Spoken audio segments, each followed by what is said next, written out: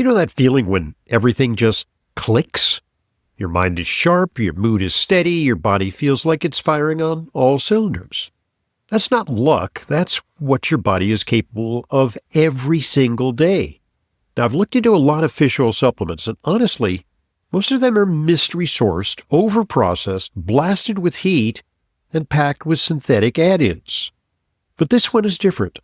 Omega-3 Rejuvenate from Big Bold Health starts with wild Alaskan salmon and cod, sustainably caught from some of the cleanest waters on the planet, and then it's processed at low temperatures to preserve what actually matters. We're talking about real omega-3s, naturally occurring vitamins A and D, and pro-resolving mediators, or PRMs, that help your body balance its own immune response. What does that mean for you? Clearer thinking, more stable mood, and real nature-based support for your heart and immune system. No shortcuts, no synthetic nonsense. And it was developed by Dr. Jeffrey Bland, a true pioneer in the world of complementary health. If you want to feel the difference, go to bigboldhealth.com/Hoffman. That's bigboldhealth.com/Hoffman and use code Hoffman for 20% off site-wide. Once you feel it, you'll know.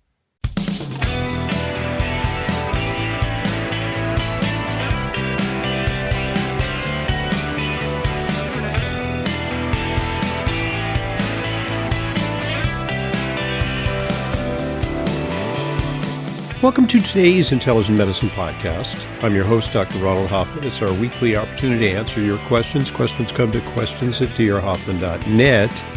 And with me today, of course, is Leyla Mutin in person. It's the very Leyla who this podcast is named after. Oh. Coincidentally, Q&A with Leyla. So here we are once again, available to answer your question. They say that two heads are better than one. And I think that this is ample proof of that proposition.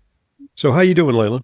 Okay, and we try. We do. We try. We do our best. And we try so hard that, in fact, we had a question last week that we answered on the fly. Yes. And now I'm circling back with some additional research that can help amplify the answer to our question. So do you remember what the question was previously? The question was, this was for, I think she was a 76-year-old woman with aortic stenosis. Mm-hmm. And her doctor told her, unless she brings her LDL down, she's going to be in trouble. Okay, so aortic stenosis is basically calcification of the aortic valve. It's a common condition as people age.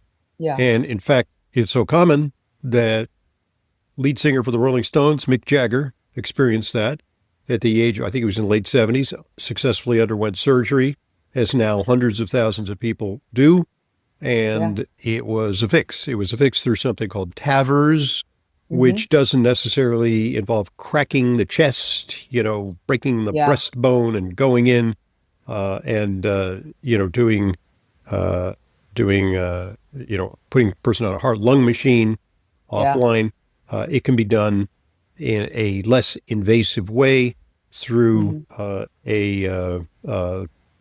laparoscopic procedure, essentially, with something that goes through your radial artery in your wrist, and they thread it up there, and it goes to your heart, and you fix the valve, and it's all good.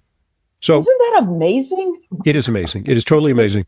They're working on a version of that for mitral valve. It's a little harder to fix the mitral valve, and there are some people more rarely who have tricuspid valve problems. I'm not sure they've completely worked it out for the mitral valve, but I think it's on the way. So non-invasive ways to fix these valves. It is okay. So how do you know you're going to get this? Well, if you have a familiar walking route, or if you live in a 2-story house and you have to climb stairs. And all of a sudden you see, or, going up your, you go to your mailbox and then coming back up your driveway, suddenly you experience worsening shortness of breath. And usually is a rather sudden decline. That may mean that your valve has become critically stenosed or narrowed, so that you've reached the point where it's hard for the ventricle to pump the blood through the narrowed valve, which has got calcium and gunk in it. and then therefore you need to get kind of roto-rooter procedure and a valve replacement. So all right, so that's the condition. Now, Yeah. so I recall that this woman had a sky-high cholesterol, like something like 570 something or something like that. Yeah, exactly. And her Right. LDL was 400 something. Right. Yeah. Mm-hmm. Okay. So what I said, and it was on the fly, is, and the doctor says, oh my goodness, you must go on a statin because that valve is going to progressively narrow and you're going to be in trouble. Trouble, relatively, it's going to have this kind of surgery that, a lot of people undergo. So I said that was a false promise because, to my knowledge, and I'm not a cardiologist, but I try to keep abreast of the latest research. To my mind, going on a statin is not going to reduce the likelihood that she's going to have progression of the valve stenosis and that she's going to require the surgery sooner. Now, it's another story as to whether she should lower her cholesterol for another reason, where there is demonstrably a relationship between super high cholesterol and coronary artery disease. That's the relatively smaller arteries, although they're pretty big pipes that overlay the heart. If you, go crack the chest and look at the heart, you're going to see these big blood vessels on the surface of the heart. They provide blood to the heart, which are essential. And when they get clogged, you get a heart attack. Okay. So that's a different proposition. I mean, that is extraordinarily high cholesterol. And often people who have such high cholesterols have a higher risk of cardiovascular disease. Now, she also revealed that at the age of 70-something, 76, which is, look, any age that's older than me is old, I think. But it keeps changing. So yeah, it does. Yeah. If I were 78, it'd say, well, that's a young'un. She's only 76, but I'm not there yet. So, so what that indicates is that she has remarkably little plaque at a relatively advanced age. And so I thought that the question boiled down to, I don't think that it's going to help her aortic stenosis, but the question boils down at this relatively advanced age. Although, we hope that she lives another 20 or 25 years. That's possible. Absolutely. It takes time for a plaque score of 31 to escalate to a plaque score that's normally associated with high risk for cardiovascular disease. Now, I'm not saying she has no risk, but she has remarkably low plaque score, probably lower than average for the average 76-year-old woman. Yeah. So then the question boils down to whether to take a statin to lower it. So, then we discuss does she have other risk factors and blah, blah, blah, high blood pressure, diabetes, LP little a, homocysteine, CRP, I got to look at the whole equation. Is she athletic? I mean, does she, okay, all that stuff. All right. Now, so were we right in saying that a statin wouldn't help that aortic stenosis? And I looked it up. And what I found was it's a little sciencey here, okay? Yeah. So stay with us on this. The question is there evidence for statins in the treatment of aortic valve stenosis? And they've actually done some research on it. And I will say up front that the criticism of the research is that it looks at relatively small numbers of people over relatively short periods of time. Yeah. But what they have found is that there is not evidence that statins can slow the progression of aortic stenosis. Okay, but what's interesting is they have done studies which are called Mendelian randomization studies. These are studies that sometimes shed light on, is it possible that a drug could work for prevention if given very early? Because there are two different questions. One is, if you already have aortic stenosis, can you slow the progression of the aortic stenosis? And the answer appears to be no. But if you have risk factors for atherosclerosis, such as diabetes, obesity, high LDL cholesterol, familial hyperlipidemia, would early intervention help? Well, they haven't done that trial yet, but what they did was something called Mendelian randomization, where they looked at people who have genetically very low LDL. And they compared them to people who have normal or high LDL genetically, just genetically. Yeah. Okay. And what they found is that if you have a low LDL, it is more likely that you won't get aortic stenosis. Okay. So you following here? I mean, the distinction is what, and they say it may be that once you have significant calcification of that valve, that taking a statin isn't going to help anymore. On the other hand, it may be that a statin early on, they don't know, could prevent the early stages, which kind of lay the scaffolding for the calcium to become deposited. All right. Yeah. So in a way, I mean, it shutting the barn door after the horse gets out. Right. There might be a role for statins in prevention, but here's the paradox: she's got aortic stenosis, but she doesn't have coronary artery stenosis, right? Right. Where it really kind of counts. So, so the answer remains for her, you know, like I said, a little bit 6 of one, half dozen of the other. Taking the statin's not going to prevent her from getting worsened aortic stenosis.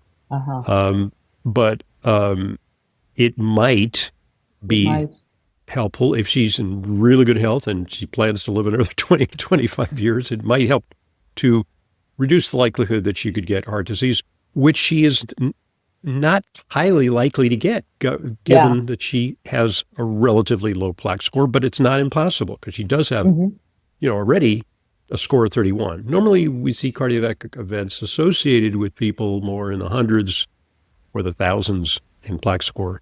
But again, even people with a zero, a small percentage of them can get heart attacks. So it's, okay. Now here, all right, you ready for the big reveal? Yes. What can influence the risk of aortic stenosis? Okay. What they found is that how the bacteria behind gum disease can affect heart health. Yes. Okay. So looking for a link between periodontitis and valve disease, researchers used several methods, including human heart tissue and a mouse model, to search for a potential link between periodontitis, that's gum disease, gum inflammation. Gum disease, advanced. Yeah. So if you have, you know, like the expression, a person is a little long in the tooth, that suggests that they have gum recession. That's some degree of periodontal disease, but more serious periodontal disease involves infections and actually has become the major cause of tooth loss these days, exceeding dental cavities.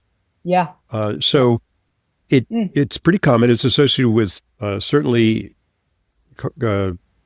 not just valvular heart disease, but atherosclerotic heart disease, and also to some extent Alzheimer's disease.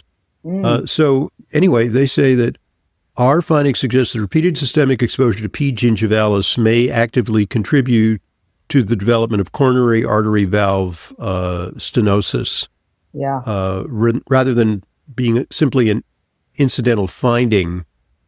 We also observed that preventive antibiotic treatment reduced bacterial accumulation in the aortic valves and attenuated valve calcification, further supporting the potential, the possibility the bacterial infection promoted disease progression. So if you've got aortic stenosis, go to your dentist, not your cardiologist.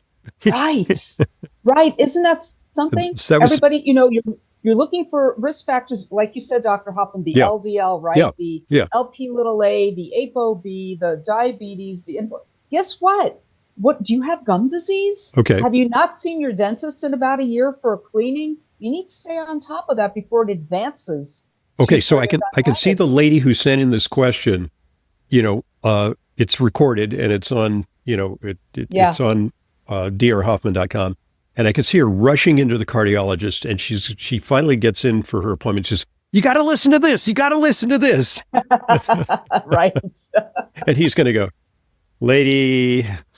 Oh, right. Oh, my goodness. But it is a thing. We have to take care of our oral health because that kind of bacteria, Dr. Hoffman, as part of my intake as a dietitian, I'm always asking about their dental health. Good for you.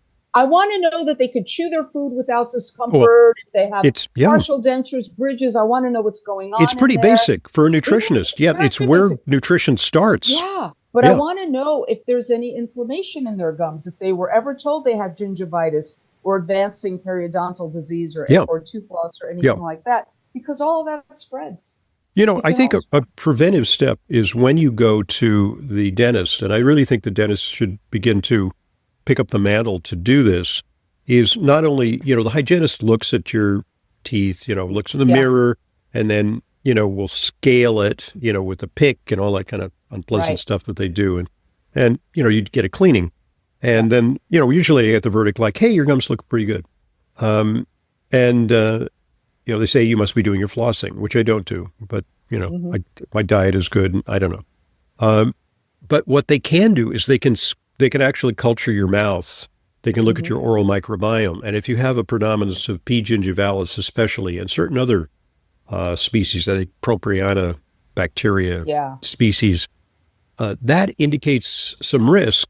And then one should undertake to change the oral microbiome, either through your diet, via maybe, right kind of toothpaste, certainly xylitol products, which, by the way, I'm chewing right now. It's a little gross. I don't want to spit one out, but I'm actually, my mouth is a little dry, so I put a little xylitol mint spray mint in my mouth. Yeah. So, I like Spry toothpaste. Spry. There's another. It's only xylitol I use anymore. I don't think I've used fluoride now in several years. Fluoride toothpaste. Right. So anyway, all right. So great question. It prompted, I think, a little deeper dive, and I kind of never know what you're going to find out sometimes. Exactly. And I just want to say, I've had too many clients in previous years, Dr. Hoffman, where they're doing they're eating right, they're sleeping well, they're exercising, all of that, but they haven't been to the dentist in 5 years. Right. No. Yeah. Okay. No, you need to go. You need to go and find out what's going on there. So it's important. Okay. Good stuff. All right. We're going to answer questions momentarily. We have a fair number of questions in our inbox. And so we'll address those questions. But before we do that, we want to allow one of our sponsors an opportunity to share an important message with y'all. So here we go. Listen up. Are you ready to experience the future of digestive wellness with Dr. Ohhira's new and revolutionary postbiotic fermented food concentrate? Capsule-free and in individual sachet packets that harness the power of 5 years of fermentation and over 500 concentrated bioactive postbiotics. Dr. Ohhira's postbiotic fermented food concentrate is a nutrient-dense paste designed to supercharge your digestive health, aid in nutrient absorption, and support whole body immune wellness. Each sachet packet delivers a potent blend of fermented paste and prebiotics which serve as fuel for your body's own unique gut microbiome. This concentrate supports your entire digestive tract, does not need refrigeration, non-GMO, dairy, and gluten-free. Dr. Ohhira's postbiotic fermented food concentrate. It is the ultimate embodiment of traditional Japanese fermented craftsmanship, designed for those who seek the highest concentration of nature's restorative power in every serving. Ask your natural products retailer for it today or online at essentialformulas.com. Thanks for listening, and thanks for supporting our sponsors. They are what make intelligent medicine a continuing free resource to you. And plus, I think they're pretty informative. So, let us commence with questions. Question coming to our inbox at questions@drhoffman.net. Yes. We've got an email from Seth. Hi, Dr. Hoffman.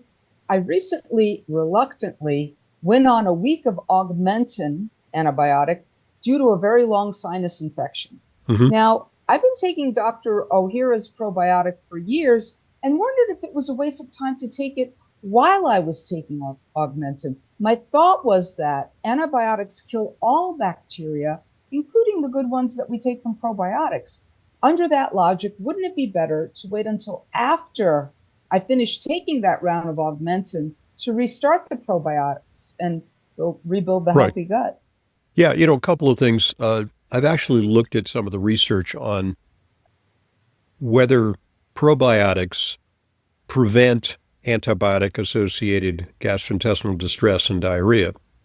Now, I got to tell you that the particular antibiotic that this guy is taking for sinusitis, I was a few years back, right around Thanksgiving, I was about to go up to a big family gathering, and I kind of shouted like this.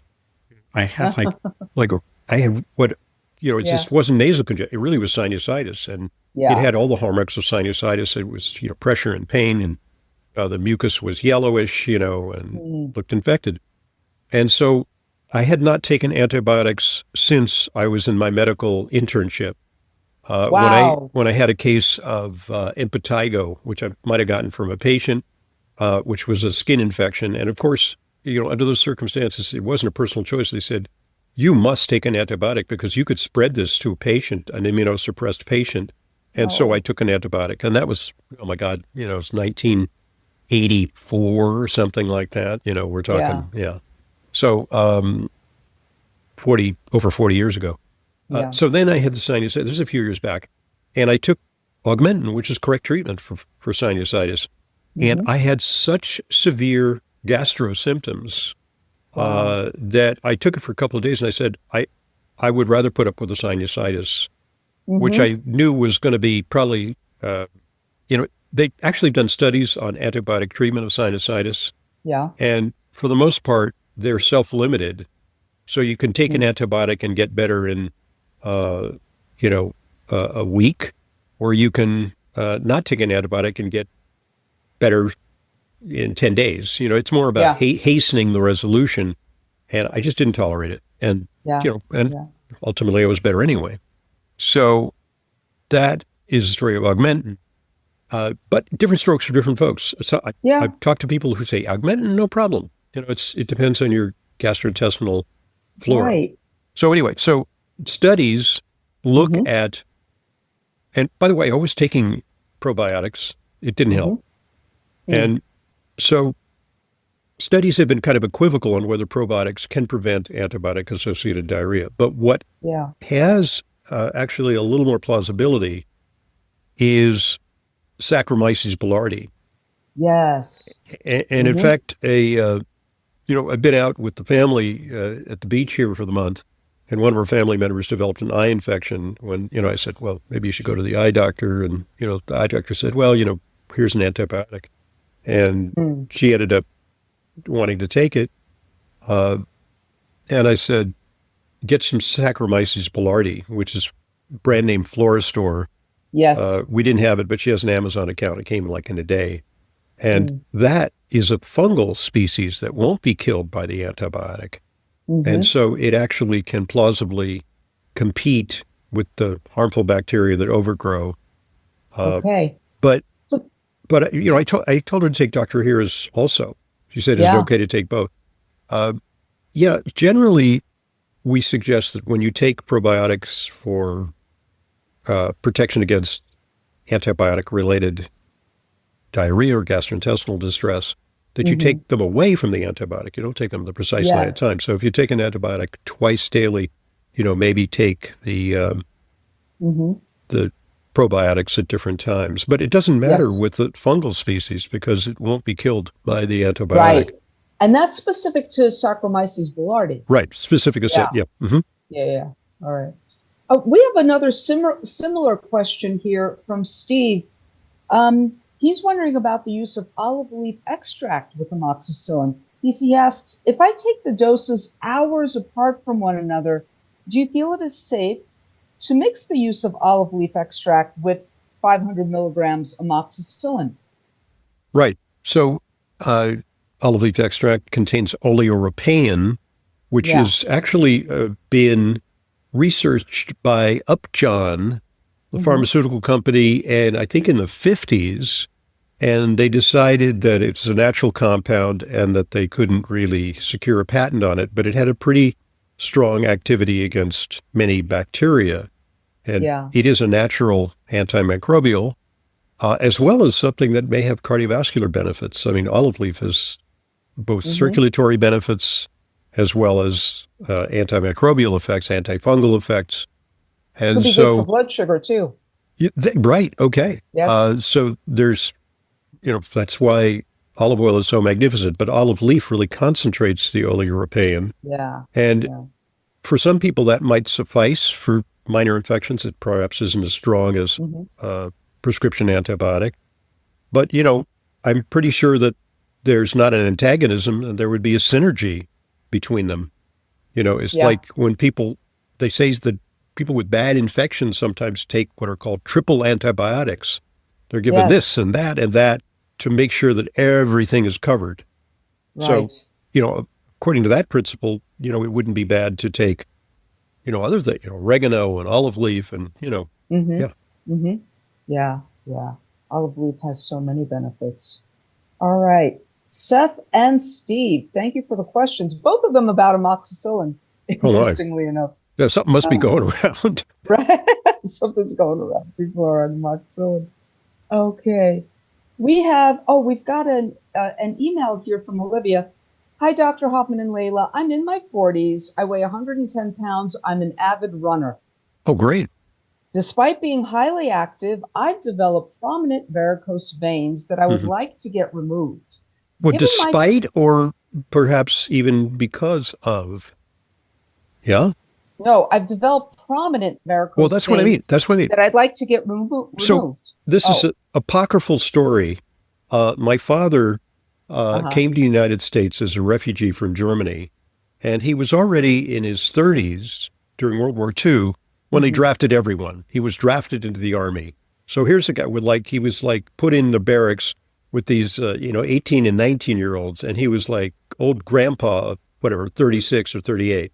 And they put him through basic training, and he tramped around, and he had an outbreak of varicose veins. Wow. Now, I don't know what the particulars were, just, the folklore that he shared with me. And he attributed it to the very, very intensive forced marches with, packs on their backs and things like that they had to do. So exercise for varicose veins is kind of a two-edged sword. On the one hand, if you are sedentary, you're not really putting enough. You're not putting enough your veins through the paces a little bit to circulate blood back, and in fact, your leg muscles are part of that pumping action. So if you have really weak leg muscles, you're not going to pump the blood back upwards, and then the veins are blood will pool in the veins, and the veins will dilate, expand, and ultimately rupture, and you have varicose veins. Okay. On the other hand, if you, I've seen it in runners, and I've seen it in really high-end athletes, because the concussion, especially of running, can traumatize the veins and could be counterproductive. Because Olivia was wondering, given my fitness level, what is likely causing my vein valves to fail? Well, okay, so I don't think fit. I wouldn't. I wouldn't attribute it only to the running. I think there's a definite and distinct genetic component. There's also the people who have certainly overweight people, and she's not, have a greater tendency. Pregnancy definitely increases the likelihood, and constipation increases the likelihood, because with your Valsalva maneuver to go to the bathroom, pressing down can sometimes induce not just hemorrhoids, but varicose veins, because it's actually pushing down on your venous return from your lower extremities. And, the blood may back up that way. Yeah. So those are the main risk factors. Yeah. Olivia's wondering, if I move forward with the removal procedure of my varicose veins, is this just a temporary fix, or can I expect new varicose veins to develop?